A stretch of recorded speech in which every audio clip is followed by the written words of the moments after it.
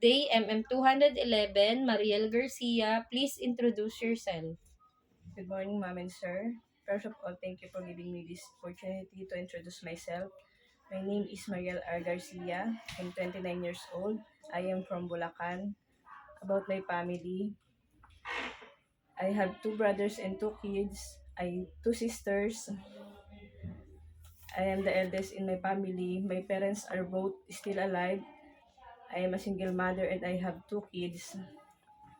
Okay. My strengths are hardworking person, a quick person, a quick learner person, and I have long patience. Okay. Is this your first time to work abroad or ex-abroad? I am a first timer working in abroad, ma'am. Okay. Please tell me about your working experience. I have a 5 years experience as a house helper. And ma'am, ano pa? What are your duties? My duties are cooking, ironing, washing, cleaning, and taking care of kids and an elderly. Okay. What will you do if the baby is crying? I will immediately go to here, go to him or her, and check if she or he are hungry. If she or he is hungry, I will feed him or her, and I will check if there's a problem.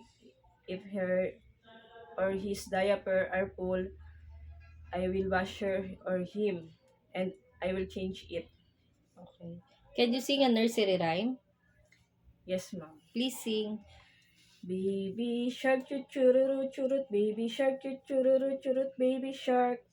Mommy shark, chururu churut, mommy shark, chururu churut, mommy shark, chururu churut, mommy shark. Daddy shark, chururu churut, churut, daddy shark, chururu churut, daddy shark, chururu churut, daddy shark. Please give any message to your future employer. To my future employer, if you give me a chance to,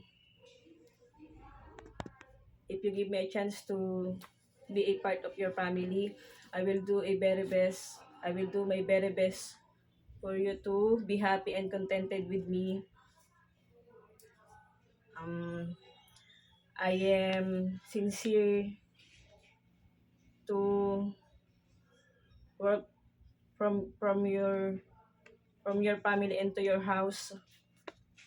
Um, I will be honest to you and trustworthy, and that's all, ma'am. Thank you po. Thank you very much and have a nice day. Thank you.